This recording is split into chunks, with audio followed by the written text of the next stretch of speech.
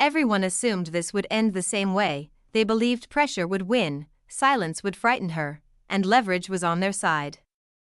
They were wrong, because the WNBA didn't just underestimate Caitlin Clark, they misunderstood her completely. For weeks, the league thought it was playing a familiar game: push, wait, apply pressure quietly. This wasn't new to them. They had seen stars bend, rookies fold, and noise fade once the system stayed firm, so they tried it again. What they failed to realize was that Caitlin Clark wasn't reacting at all. Behind the scenes, the mood was tense, not dramatic, not explosive, but calculated. According to people close to the situation, there was a growing belief inside league circles that Caitlin would eventually blink. That the attention would become too heavy, that the pressure would force a response. It never came. No statement, no demand, no emotional moment, just silence. And silence, in power games, is terrifying, because silence means someone isn't afraid. The union expected public tension, reactions, noise they could control, but instead, they got nothing. Around that time, I feel like most of the fans were on the side of the players. And as this has all kind of played out, the tables have turned a little bit because we've heard too much. There's been a lot of drama. And like Rebecca Lobo said, like their words that they choose in some of these press releases and some of the social media posts, I've told you guys, it feels a little childish to me. Like there are some things they've said like stop playing games, or like putting lipstick on a pig, or it's a slap in the face. And it's all of these, I don't know, it's things that you would say if you're in an argument with a friend. Meanwhile, something else was unfolding. Ratings weren't moving without her, momentum wasn't spreading, and energy wasn't carrying.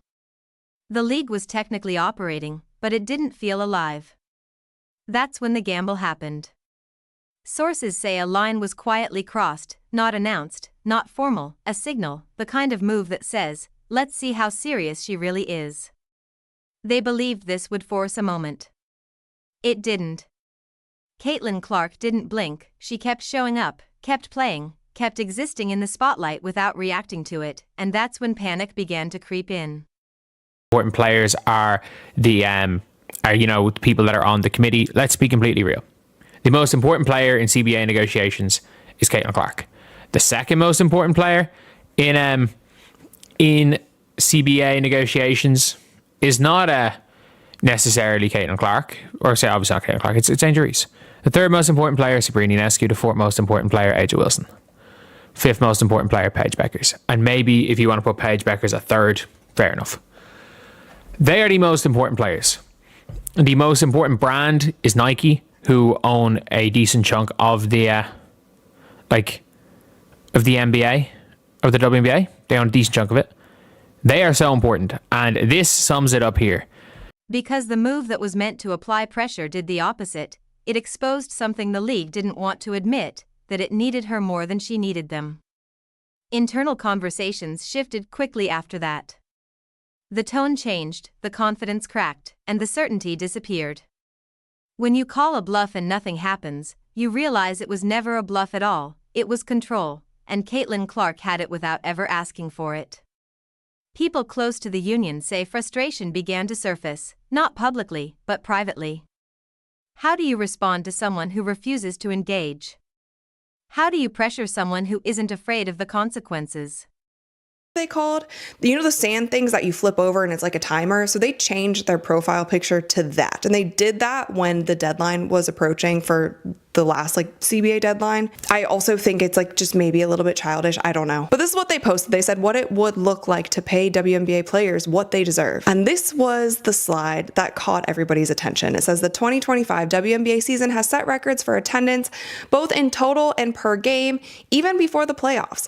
More than 3 million fans have flocked to see stars like A'ja Wilson and the Las Vegas Aces and Alyssa Thomas of the Phoenix Mercury. By many measures, it's been the most successful season in league league history, but the players aren't fully sharing in that success. And a lot of people are pointing it out, like, you name somebody like Asia, you name somebody like Alyssa Thomas, but why aren't you mentioning Caitlin Clark? Like, why aren't you mentioning the person who continues to have the highest viewership, the highest attendance, all of these things, even when she was injured? Because again, she played 13 games this past season. She didn't play very much, but when she was injured and she was still going to away games, she was signing autographs for like an hour before the game even started. Like, you would see on the television, whether it was a home fever game, away fever game, Caitlin Clark would be signing. You can't, and that's when reality hit. This was no longer about a strike, leverage, or power plays, it was about relevance. Without Caitlin Clark, the league felt quieter, smaller, less urgent, and everyone could feel it. That's why the messaging softened, why the tone shifted, why urgency replaced confidence, not because Caitlin demanded anything, but because the system tested her and failed. The most dangerous part was that she never celebrated it. No victory lap, no smug reaction. She simply stayed calm, and calm is the loudest flex in moments like this, because it tells everyone watching, I don't need to react, you already did. This wasn't a loud collapse, it was a slow one.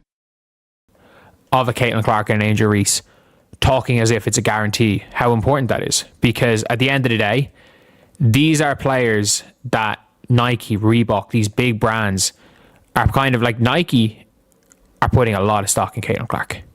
Like, there's a lot going into Caitlin Clark.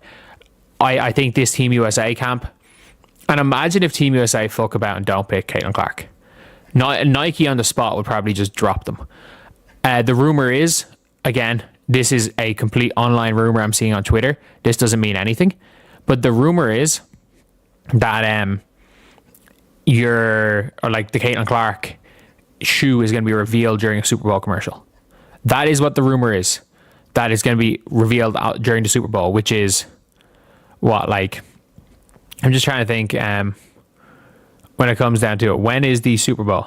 There was a realization spreading quietly through meetings and phone calls that the league didn't hold the cards it believed it did, and once that understanding sets in, everything changes.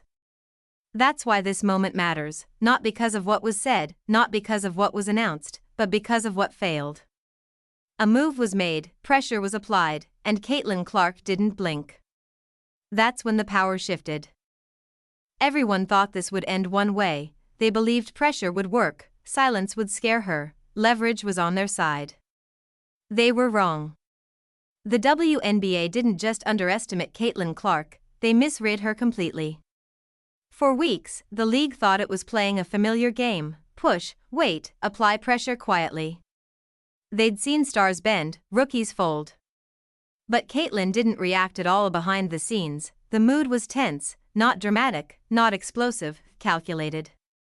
Every attempt to force a response failed. No statement, no demand, no emotional moment, just silence. And silence in a power game is terrifying. It signals one thing: someone isn't afraid. The league expected public tension. They expected reactions. They expected noise they could control. Instead, they got nothing. And in that nothing, the power shifted. Caitlin Clark didn't blink, and that changed everything.